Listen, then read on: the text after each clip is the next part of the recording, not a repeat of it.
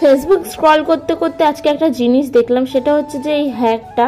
তো hello everyone, কেমন আছো তোমরা সবাই? সবার বাড়িতে এরকম একটা স্টিলের ছাঁকনি তো থাকবেই, তো আমাদের বাড়িতেও আছে। তো আমি আজকে ভাবলাম যে এটা দেখি এই হ্যাকটা সত্যি কাজ করে কি না, আর তার জন্য আমি নিয়ে চলে আসলাম। দেখতেই পাচ্ছ প্রচুর বাজে অবস্থা, প্রচুর একটা লেয়ার তৈরি হয়ে গেছে চা ছাঁকতে ছাঁকতে।